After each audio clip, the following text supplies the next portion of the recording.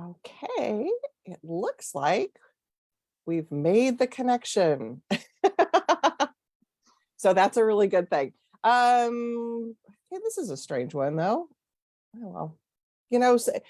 There's hi Stephanie, hi Shiggy, how are you both? Before we start here. It never fails that there's some technical thing that will happen. And for whatever reason, it's not letting me record this today. So who knows why, but it will still be live on Facebook and we'll be able to capture everything we need on Facebook. So welcome everybody that's watching us on Facebook.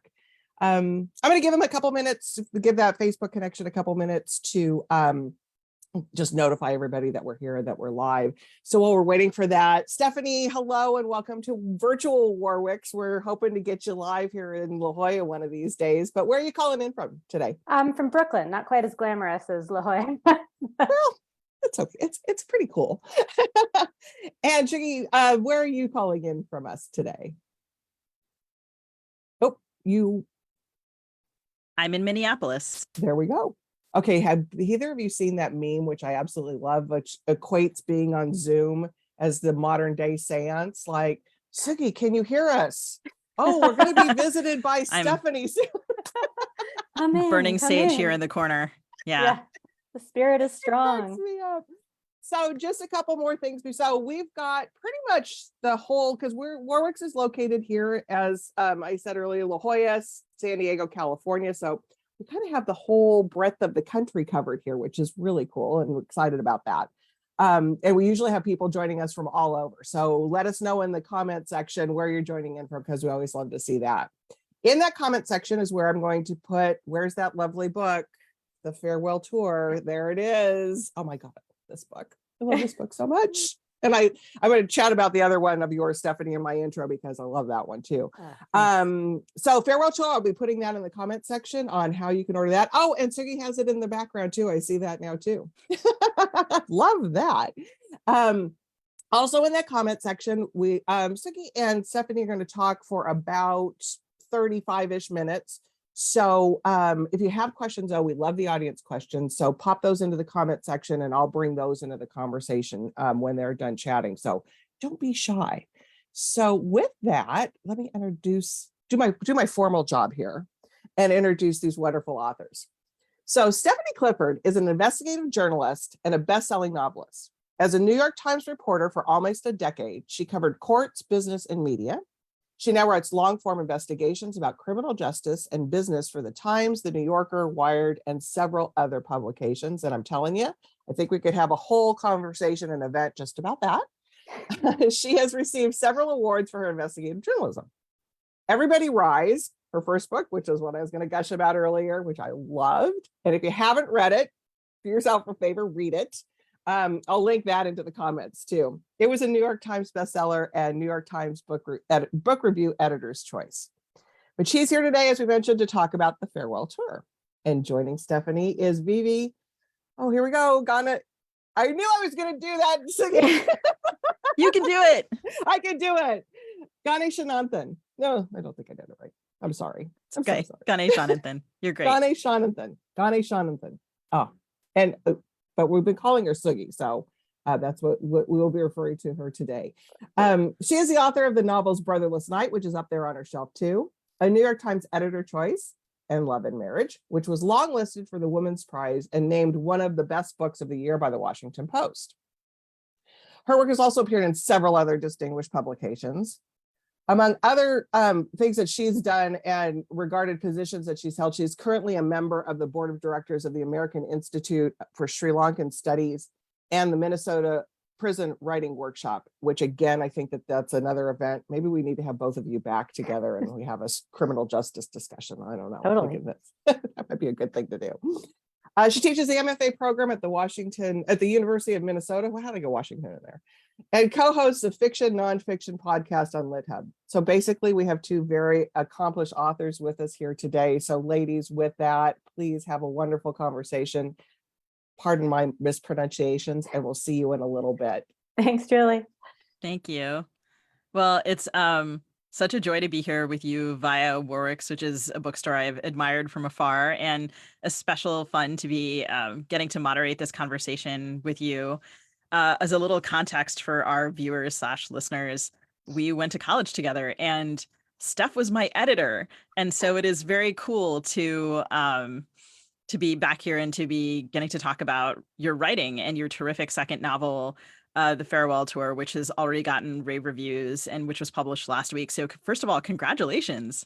Thank you to you too. Brotherless Night is fabulous. I loved it. So I'm so glad to be talking to you. And it's so cool to be talking to you after however many years when we were on the college paper together.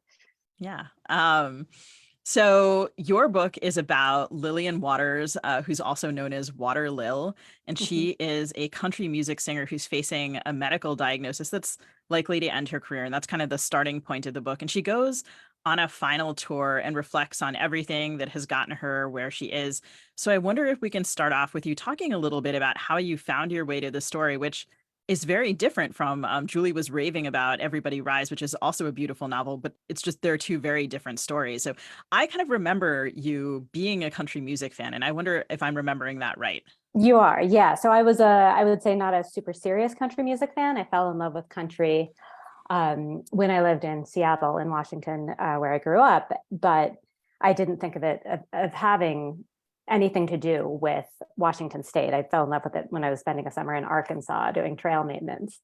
And before I started this book, I'd been reading a lot of American Western literature, the sort of classics, and I'm putting that in quotes because I think there are a whole new slew of classics of the American West now, but Cormac McCarthy and Owen Wister and Wallace Stegner. And as I read them, two things sort of gnawed at me. One was that the landscapes they were writing about were not the landscapes that I knew from the West. The Northwest is this very particular, I would say peculiar place that are not these like arid, dry landscapes of Arizona, California, Nevada, that a lot of these Western authors were writing about. So I knew I wanted to do something set in the Northwest in particular.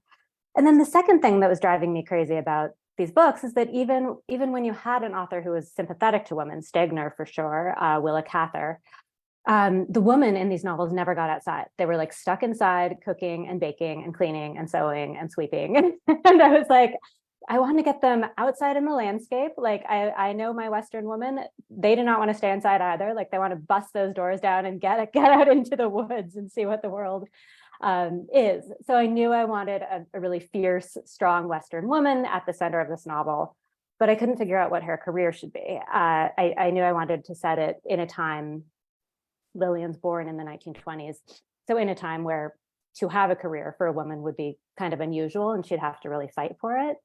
But I thought about like, should I have her work at Boeing, which was headquartered in near Seattle at the time. And I was like, God, I shouldn't be writing a book about an engineer. That's just a terrible idea. Like nobody wants to read it. I would make mistake after mistake. I thought about more traditional jobs for women, nurse, teacher, things like that. But that didn't really have her grappling with making this unusual career path. And then I read I love reading obits. I always read the New York Times obits for story ideas and just kind of interesting reading.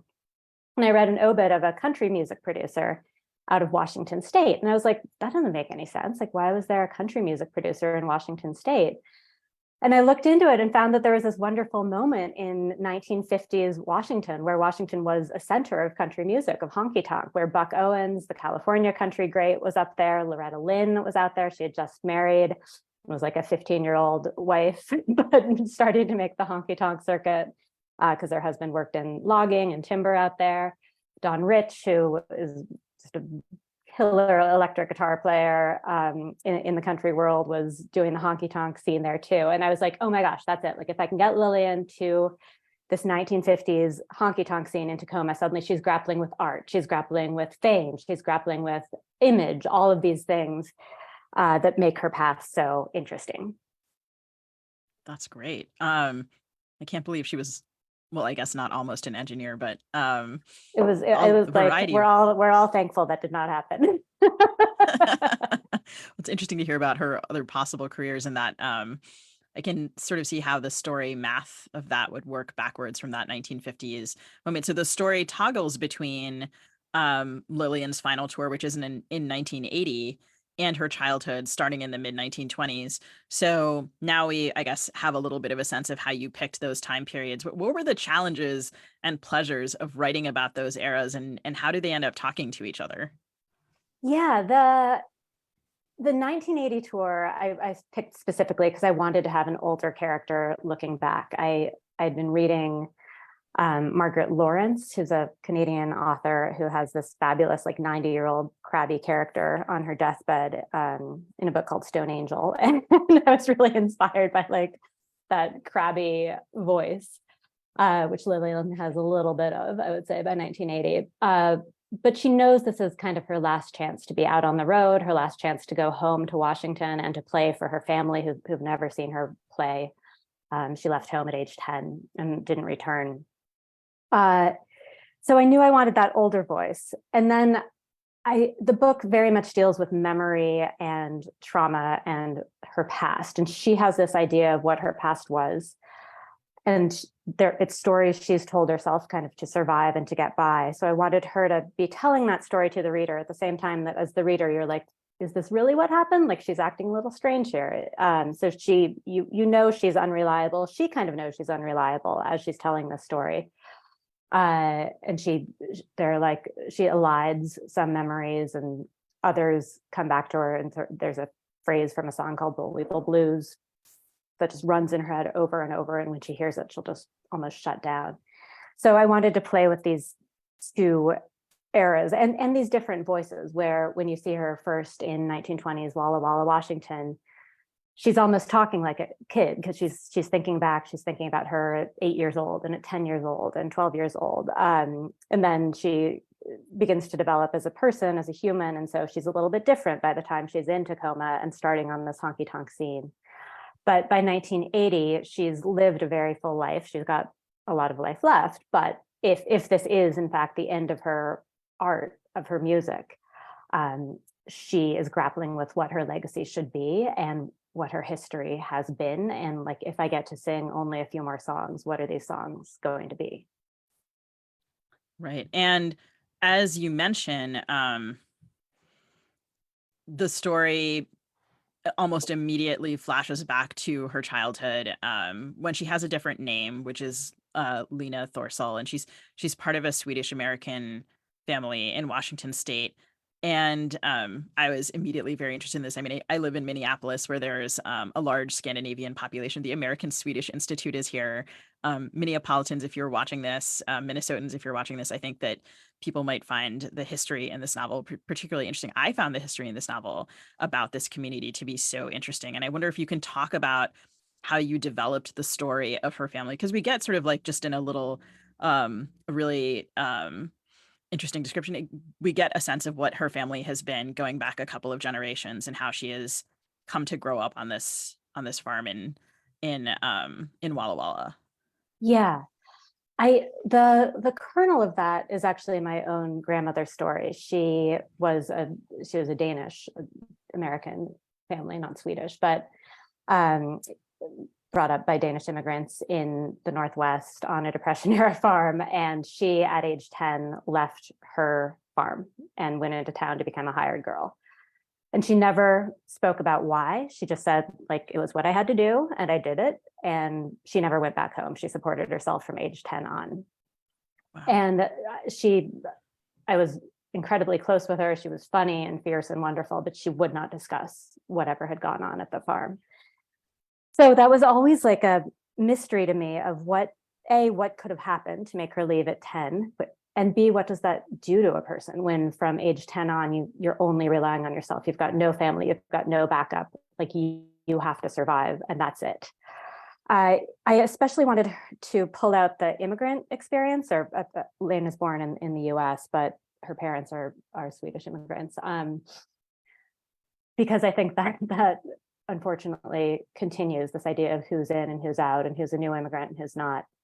And when she goes into town, the girls in town are cruel to her. They call her an Anna, A-N-N-A, but in the Nordic pronunciation, as they call all of the sort of hired girls and help and daughters of immigrants, Annas. There was a big immigrant community from Sweden, Denmark, Norway, in Washington at the time, and they were treated pretty shabbily. And that came through actually the Anna idea in particular. She goes on about what it's like to be an Anna and the things that are said to her at the schoolyard. You know, she's got dirt under her nails. She's got sort of grubby clothes. She doesn't have the money that the girls who've been in town longer have. The idea of the Annas in particular came from my Aunt Nia when Willa Cather was describing all of these hired girls in town, and she called them all Annas. And I was like, oh yeah, that would have been my grandmother. So that was the kernel for that part of it. And I wanted Lillian to be an outsider in this community, to not have this like pioneer background that she's claiming, but to know that she's not part of it and to be able to see it thus with clearer eyes. And so it's not only Lillian who is an Anna, but also she has an older sister, Henrietta or Hen. And a lot of the early descriptions in the book are about work. And then there are also these gorgeous descriptions of the land. And I was recently in Washington State. I've been in Washington State a couple of times this year and was struck by, I'm from Maryland, which is also a surprisingly green state. And every time I go to Washington State, I'm always like, oh, this feels so familiar in kind of every shade of green. And so Lillian's descriptions of the West and of Washington State are loving and beautiful, but also they have a certain restlessness. And in her voice, we do hear how women and girls of her time and community worked on the land really without getting credit kind of for what they were doing. And I wonder, there's a great passage in the book about this, and I wonder if you could read that for us. Yeah. You described that so nicely. Thank you. So this is Lillian. It's close to the book's opening, but she's thinking about woman's mark on the West. And she says, the story of the West was the story of men, printed in our faded primer books, creased and thumb oiled, passed from student to student, right to left, across our classrooms when we were children. It was told at our county fairs, at our pioneer days, at our rodeos. It was the men who hitched oxen to wagons and traveled the Lewis and Clark Trail, men who brought liniments and whetstones, augers and king bolts, reflector ovens and salt, who left and never stopped. For time meant food, and food meant oxen, and oxen meant getting over the Blue Mountain Pass or not. It was the men who traded fur, who camped and logged and fished, who homesteaded and built fences, who laid down railroad tracks, who herded cattle and planted wheat, and coaxed apple trees up from seed. The West was where they reinvented themselves. It was adventure or opportunity, exile, salvation, new, dangerous, dirty, wild, unconquerable, different. I once had to memorize an early 1900s passage from a pamphlet advertising Walla Walla, which is where she lives, to Easterners for a high school elocution competition. The Pacific Northwest, I'd enunciated, is one of the few sections of America that represents a virgin field of wonderful possibilities for men and capital. And the woman. Look carefully, and you can see us at the edges of brown ink sketches of early Washington, leaning over an oven, bending over a broom in our sun-faded aprons. We bloomed into relevance when it was time to bear children who would soon labor or adventure themselves, depending on if they were girls or boys, then quickly receded. If we stepped into the sun once more, it was to call our men to supper and to give them a dose of God and home and country, to shore them up for the next day's trials and see them off from our posts behind our wooden doors. The women's trials, those stayed behind those doors. Thank you so much. So just a taste of the incredible descriptions of land and setting that are in this book, which I think are one of the book's just many strengths. And as a person I have like no sense of direction, both in my life and on the page. So I just hugely admired this. Wait, what do you mean you have no sense of direction on the page? Like, I think because I have no sense of direction as a person, it's hard for me to put setting on the page. I think I struggle with it. Oh, that's so interesting. And but you do it here so well. Thank you. I found that I had a really easy time kind of following, because Lena, as you mentioned, she, like your grandmother, she breaks away from her family to form a new identity, and she chooses a new name for herself at the age of 10. And I follow her from place to place, and the specificity with which you write about each place is just incredible.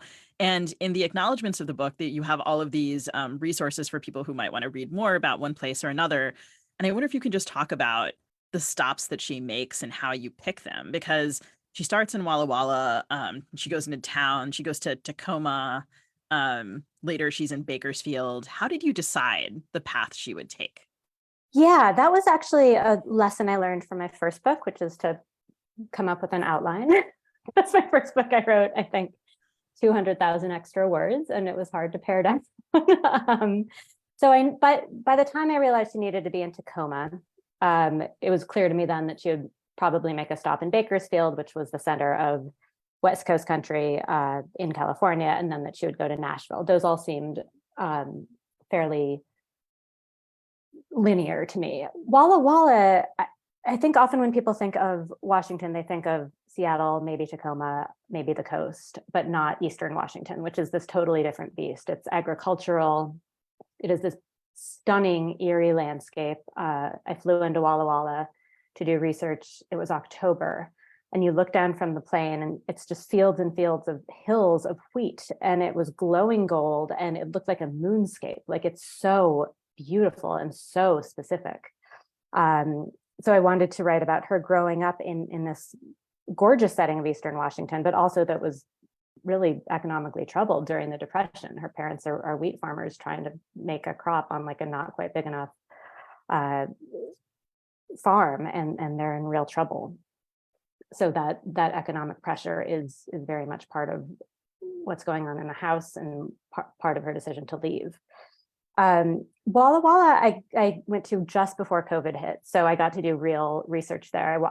They have an incredible library. I looked through archives, and what's cool about the library there is that it's like not a super fancy library. So basically, all of these residents would donate whatever artifacts they had to the library. So I was looking at like a wheat farmer's journal from 1894, looking at what he was doing day to day. And today the fence was broken. Today we put in seed. Today we went to market. And I was trying to put that in sort of the background of what Lillian's parents are doing as they keep the farm going.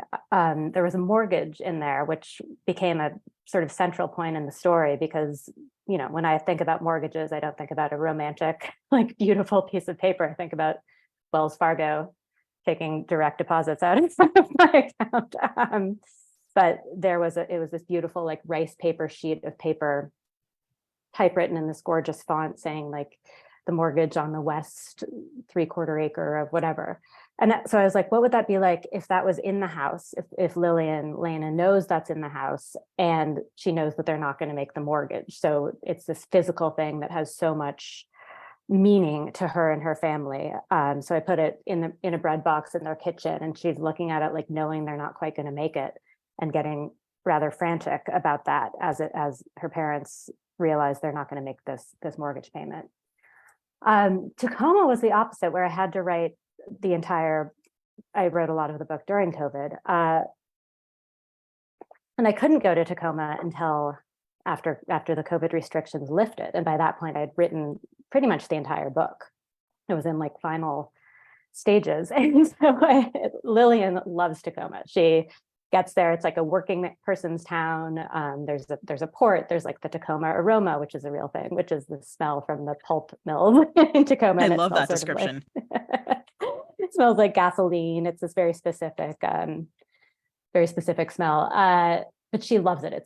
It's a working town. Everybody's a little bit rough around the edges. She's playing honky tonk. She's having the time of her life. And you look on Google Maps, you do what research you can from afar. But when I went into Tacoma for the first time, I was taking a taxi from SeaTac, and I was like about to throw up as we were driving in, where I was like, what if she hates it? Because like she was a fully formed character. She was like in my mind at the time. And I was like, what if it's terrible? What if it's like not lively? What if it's really clean and nice and like well behaved? And we got in, and I saw that the port still was working. The Tacoma aroma was still there, and I was like, oh, thank God, she would love it. So that was sort of like a funny backfill, where I was walking around town trying to figure out where specifically she might have worked, or what Tacoma's hills are bananas. So like how hard she'd be breathing when she's walking up Tacoma's hills to go home. And I had her voice in my head at that whole trip, where she was chatting with me. She was like, oh yeah, that's where Charlie and I got drunk this one time. Oh yeah, like we used to sit on the bridge and like smoke cigarettes and throw them into the water below. And so I got all of these details really, I feel like, from her, because she was accompanying me as I was walking around Tacoma. She was giving me her view on everything she liked and didn't like there.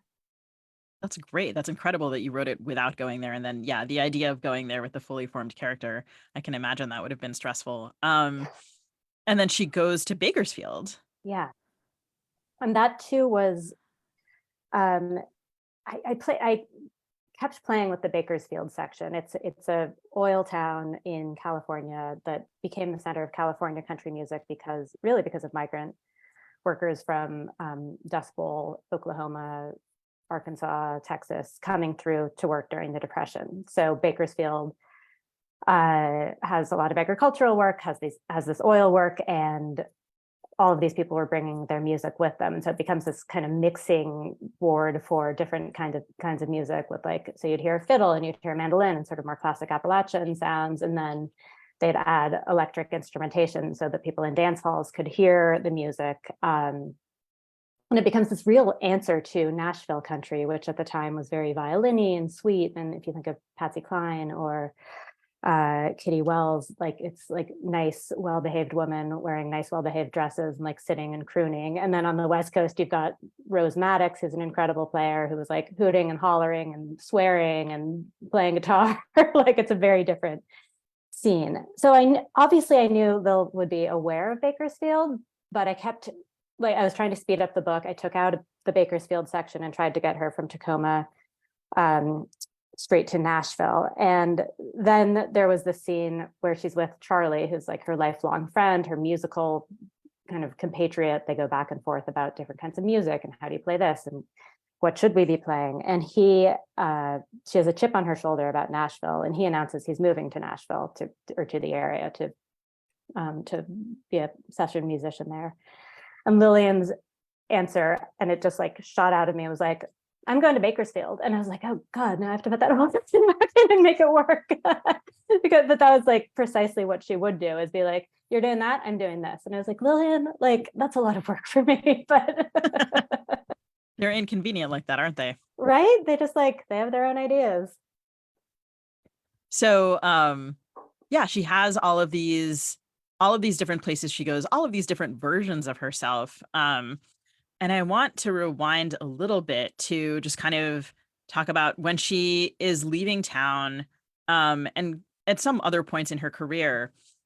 One of the things that the book is definitely about is sort of the troubled position of women in the country music scene, which is really honestly like the troubled position of women in music, period. But the specificity here is for country music, and she's put in positions where both people would like to take advantage of her, but she is quite a canny character. And she is also making calculations of her own about what she is willing to do to get what she wants. Yeah. And I wonder if you can talk about some of the power dynamics in the book, and the way that Lillian really seizes power for herself sometimes in really unconventional ways. Yeah. She is not afraid of using sex to get what she wants, especially for the first part of the book when she really doesn't have any other bargaining chips. Like, she's not famous, she doesn't have any money, and she's like, if this is what I have to do, this is what I have to do. And she doesn't like it, but she doesn't feel ashamed about it. She's like, this is part of how I'm going to get ahead as a woman with no money, no backup, no anything. When she gets to Nashville, she's 40 years old, and she has by that point had a real career in music, but still is just like getting every door slammed in her face. And in Nashville, before she goes in, she buys a Cadillac, and she's like, this is my representation to myself. Like, I have to make these really high payments every month, and I'm going to do that without doing the sex thing. Like, I've done that, I'm not doing it again. This, like, I'm a grown woman enough. And so she gets a producer in Nashville who in a lot of ways is really good for her, and like sort of coaxes her into fame, tells her, you're going to present yourself as this character called Water Lil. You're going to wear wigs, you're going to dress this way and walk this way. And at 40, she's willing to make those concessions. And I wanted her not to be in Nashville as a young thing who's sort of having will imposed on her by a producer, but as somebody who's almost an equal partner who's like, this is what I have to do. And I'm going to tell these stories about myself, and I'm going to lose something of myself in the process. And I'm willing to reckon with that. I'm willing to do that. And she has this moment when she's recording her first single for the producer. She is an electric guitarist. She's a brilliant electric guitarist. She's self-taught. She has this Fender Telecaster that's like her armor. She loves it. And she straps it on to play on the song. And the producer says, take that thing off. You're 40 years old. You're a divorcee. I cannot launch a 40-year-old electric guitar playing, like lady singer. And she has this, like, half of her wants to smash it through the glass in the production booth. And then the other half of her is like, I think I have to listen to him. Like, I think I have to put this away. And she puts it back in the case, and the other musicians can't even watch because it's so painful to watch her putting away her instrument. So she makes an active choice to do that. And then she has to reckon with, like, I decided to do that. What does it mean? And especially on this final tour, like, I haven't really sung my own songs. I haven't really told my story. And is it finally time to do that? And can I gather the courage to do that? So I can't believe I haven't asked this earlier. Are you yourself a musician? Because I am a musician, and perhaps not a very good one, but I appreciated just having sort of sat in a lot of bands, a lot of music rooms, like been around a lot of instruments, like the accuracy with which you render those settings and those dynamics, those objects, right? I mean, I love there's like a very specific amp. There are a couple of specific guitars. And these are objects that you can kind of track along with Lillian in her career. And there's a moment when you realize, like, she's been resting her arm on the guitar. And so part of it is paler, and just like, you seem like do you play? I didn't know you were a musician. What do you play? I play the saxophone. That's so cool. It's like a fun fact. Yeah. Got to add it to also your bio for your next book. Also, a lot of bands where I was the only woman. I would, yeah. So you know this world, I imagine. I play piano, not professionally or in any public sense, thank God. And I learned guitar in high school after I fell in love with country. So I learned guitar in order to learn how to do some picking patterns and basic chords for country. So there are, I think, 4 or 5 songs in the book that I wrote music and lyrics for, which was really, really fun. And then the guitar stuff, like, I'm not a guitar head. I have a basic acoustic, but I knew that Lillian would really care about guitars. And I also knew that if I got a single detail about a 51 Fender Telecaster wrong, like, Reddit would come for me. And I was like, oh, 100%. So I was like, people care about guitars so deeply, as they should. And so I felt a lot of pressure to get all those details right, and to think about what Lillian will love and notice about, she has a couple of guitars over the years, but what she would really respond to in these guitars. But same with, like, she's a musician. She does care, like, she's going to care what amp she has. So I did a lot of research to make those parts of it correct, and to hopefully, I haven't gotten mean emails yet from the subreddit on guitars. So fingers crossed. I do think they're very serious people, and I also think you are only going to hear from them with fan mail, because it's really just it's beautifully done. So just a couple more questions, and then we will go to some of the audience questions, but I can't resist squeezing these in. First of all, can we hear the songs that you wrote and their lyrics anywhere, and where can we hear them? They are on the audiobook, actually. So the audiobook narrator is also a musician, singer, and I sent her the recordings, and she recorded them on the audiobook. We're working on a way to extract them, and I can put them up on my website, which is stepanieclifford.net. So that should be in a couple of days. That's awesome. Yeah, I'm so excited to hear that. She sent me a picture of herself in the studio with her Fender, which she had brought like, to transpose the songs to a lower key. And I was like, well, if that isn't the right narrator for the job, I don't know who is. That's awesome. So you mentioned earlier a song that gets stuck in Lillian's head, and it's Boll Weevil Blues. And I'm sorry to say it was a song that I didn't know. And then of course I went and listened to it, and there's so many different beautiful recordings. And one of the ones that's invoked in the book is Ma Rainey, who was a Black singer. And there's a moment early on when Lillian and her sister Hen and their dad are listening to this song, and her mom comes in and says that's a race record. Mhm. They get in trouble. And one of the things I really admired about the book is obviously we know that like diversity is not ahistorical, but narratives like this for I think a long time have not necessarily included people from like non-dominant, from marginalized identities. And it's one of the things that the book does really organically and in ways that are vital to the story. Mm. And Lillian kind of has to reckon with the notion that not only has her own position in the country music scene and in the world been harder because of her gender, but that other people's positions have been harder too, that sometimes they've been worse than hers. And like, what kind of person has she been in relation to that? And I wonder if you could just talk about the ways in which you kind of learned about that history, brought it into the story, because it's not like something like if you were trying to pare out parts of the story, these are not things they're not tacked on, they're central. Yeah, thank you for saying that. One thing I wanted to push back against was this idea of country music as being white and rural and Southern, which is like if you turn on the top 50 Billboard country hits today, it's like boots and beer and girls and all this silly stuff, where country music had been, before there was a record executive named Ralph Peer who in 1927 sort of divided country into race records, which is what he called it, and hillbilly records, so white and black. But before that, there wasn't that dividing line. And in fact, the best country musicians have always kind of traded ideas with, gone back and forth, pulled from blues and jazz and folk and all of these different traditions.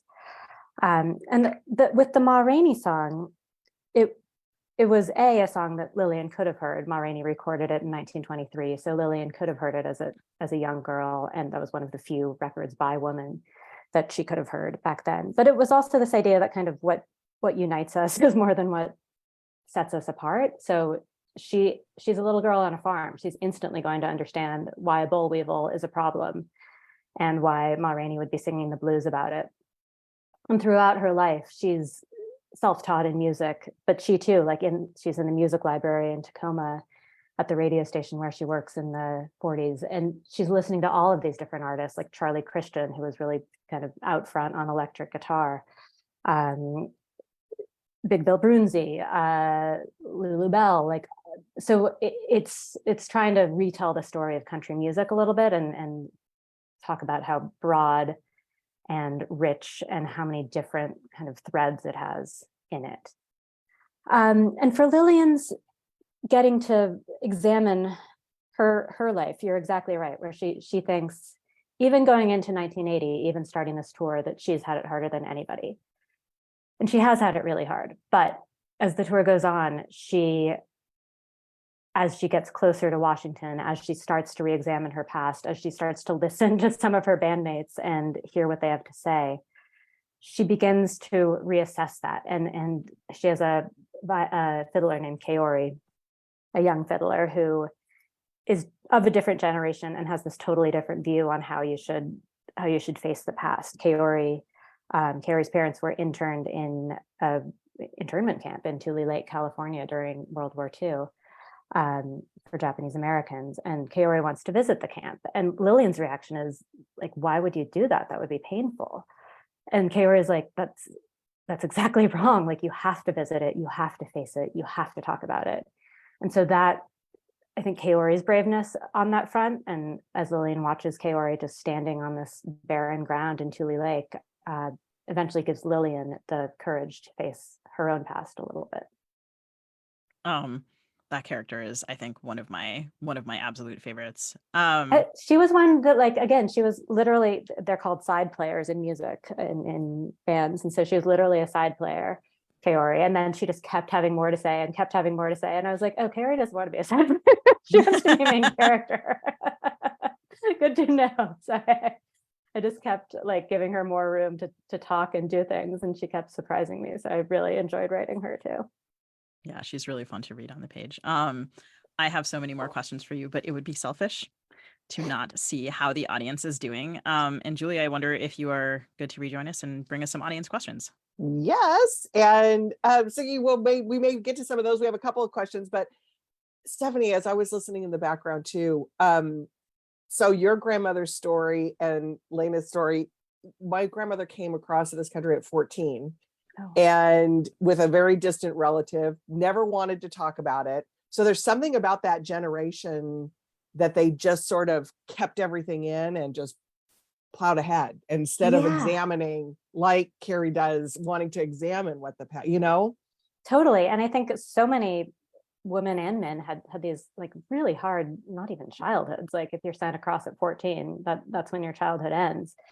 And when I was reading memoirs I read a ton of memoirs of country stars, of female country stars, and not stars, like people who weren't big in the industry, but almost all of them had this paragraph early on where it was like, and then I was raped in a field, and then I like these horrendous things, and then that was it. They didn't talk about it for the rest of the book. It didn't appear in their music.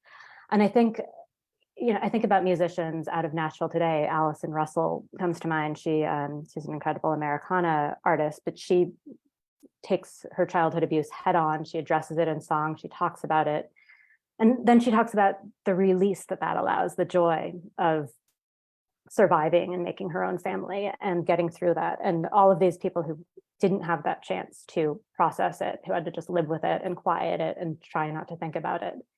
I think about what that does to a person. Yeah. It's fascinating that they just, there is, and there seems to be this generational thing with that. Yeah, that there was the generation that just was like, put it away and soldier on, and the others that, there's a universality to it of of those generations. So, and you talked about this earlier on about country western music, obviously, is a huge central thing. I'm personally not a country western fan and still loved this book. So I think that is something that is a huge takeaway of your writing and your characters and the character relationships that I think are really central in this. Do you have a sister? I do have a sister. She got really mad at the beginning of the book where she was like, the sister seems awful. And I was like, just keep reading. Hang in there. Wondering that as I was doing it. It's like, but thank you for saying that about. I know. I think it.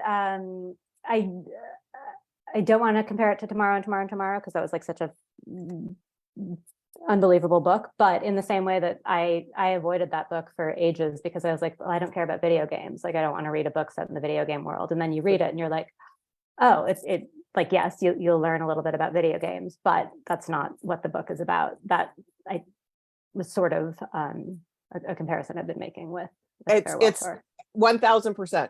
That is absolutely it, because this really, and just like everybody, I mean, your character study, and to your point, thinking about the landscape and the settings are part of just how you tell a story, but it's really the story about relationships too. And that's really the central thing in this discovery of who she is.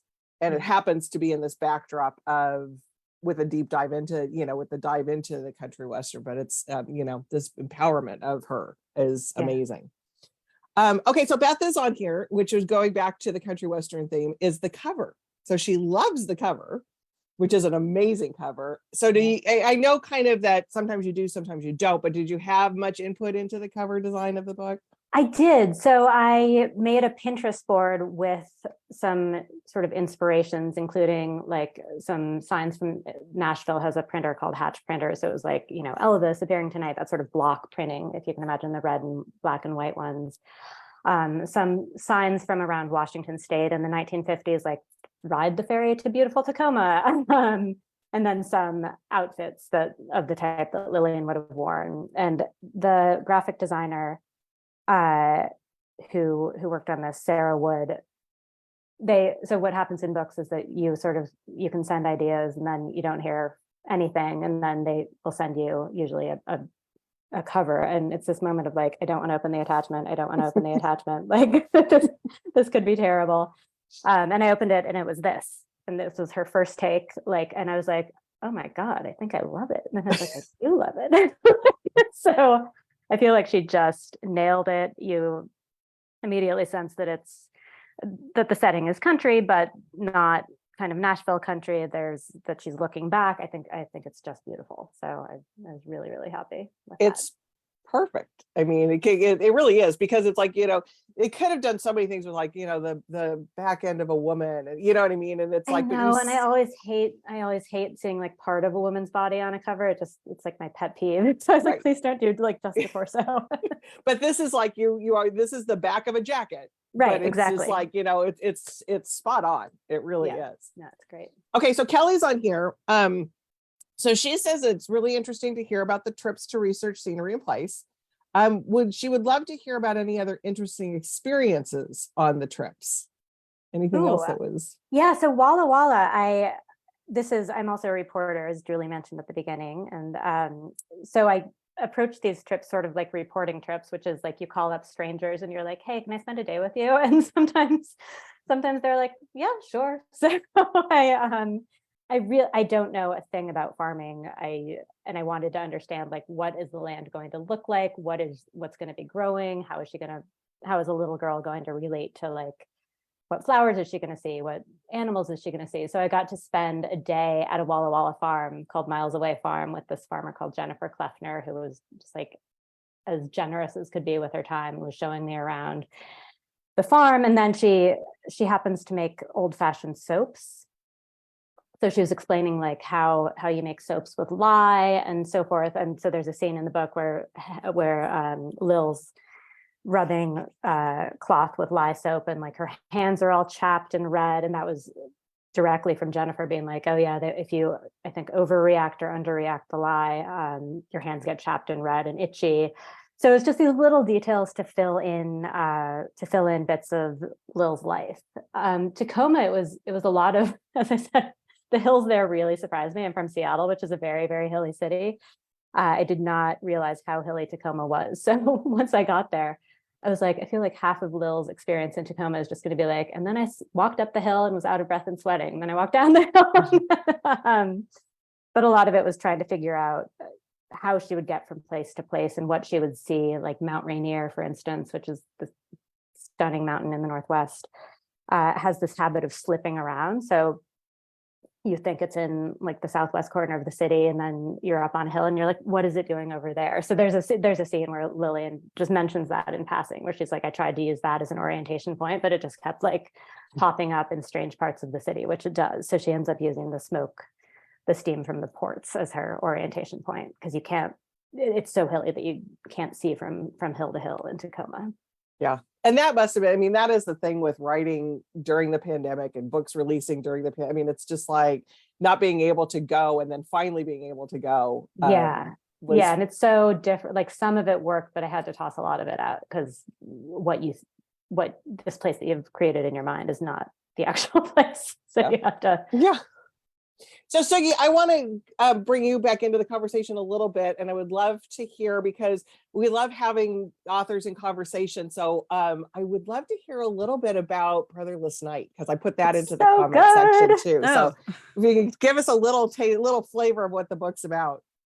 Sure. Well, I think one of the reasons that it was so great to read the farewell tour is because it was like seeing some of the same preoccupations reflected in a different history. So I think Brotherless Night, I think of the farewell tour as a feminist novel, and I hope Brotherless Night is also a feminist novel. And it is sort of about restoring to history people who I think did a lot of work and didn't get that much credit. Also during the 1980s, which was the earliest phase of the Sri Lankan Civil War. So it's a novel that is focused on a teenager who is trying to go to medical school and is not totally unlikely to like made to become an adult kind of before her time by the circumstances and by the pressures that she's put under. and who has to respond to pressure, like economic pressure and war pressure, kind of in different ways. So there's I don't know a ton about medicine. And so I also did some research, and like Stephanie, tried to treat them as reporting trips, kind of calling people up and saying, you lived through this period, and what was that like? And people were really generous with their time. So, and this is something I sometimes ask my students if they would like to consider doing. I'm like, you can cold call people. I learned I this in know. journalism. I So know. I hope some of them are watching this and hearing Steph say this as well. Well, it is It is amazing such a that neat trick. And I should say Stiggy's research is unbelievable. Like she says, I did some research on medical school. Like, no, it's every like lancet and bandage is historically correct. It is wildly researched. It's just incredible. It's a total Thank feat for you. other listening. But that Thank is you so much. amazing, though. People are very generous with their knowledge, and they kind of like to talk about it too. It's Yeah, and if they don't, they'll just say no, and then you Right. like move on to the next person. But people, it is a cool reporting trick where, like with Lillian's vocal cords, I was talking to a NYU vocal cord surgeon who was like perfectly happy to be like, oh, this is what the surgery technique would have been in 1980. This is what would have happened. And again, you're so thankful to these people for Yeah. sharing their knowledge. I have I to was say, reading that. having grown up in the 70s, it's kind of disturbing that 80s are now considered like historical novels. A lot of people they've been weirded out by. They're like, is this historical fiction? Because I was alive then. I'm like, I I was know. alive then too. I Yeah, know. true. It's fine. They call things like vintage, and it's just like, oh, come on. The kids are having 80s dances, the kids are having It's true. 90s dances. It's terrible. I know. Terrible. It's pretty funny. It's just like, oh my goodness. So we're getting ready to wrap up here a little bit. Stephanie, I hate asking this question but it would be remiss because usually it's one of the ones we're just in your release, but do you have an idea for your next novel brewing I do. anywhere? I have an idea. I actually just threw out most of it because thanks for asking, Julie. No, I'm kidding. But I started this idea. I talked to my agent about it. She liked it. I liked it. And then everybody was like, all of these people that I was writing about were terrible. And I was like, I can't spend, and like, I write books over many, many years. I need to like the people. And I was like, I hate all these people. Like, I don't want to spend the years with them. So I chucked it, and we're starting fresh. So thanks for bringing up that wound, right? Yeah, right. Where's the beauty? Well, I can't thank both of you enough for being here. I adored this book. Can't wait for the next one, whenever it comes. And I would be remiss if I didn't thank Harper for allowing us to do this today. I love doing the virtual events. I love bringing authors. It's because sometimes we can't come together in person, but this is such a great way to have a great conversation. So thank you both for your time. Everybody, Thank you buy for all Brotherless. those great questions. And thank you for having Thank us you. at Warwick's. I love your store, and I'm so glad we could do this. Thank you. Everybody, you so Brotherless much. Night, farewell tour. Get those in your carts. So with that, everybody have a great rest of your Saturday. You too. Thank Thank you you. so much.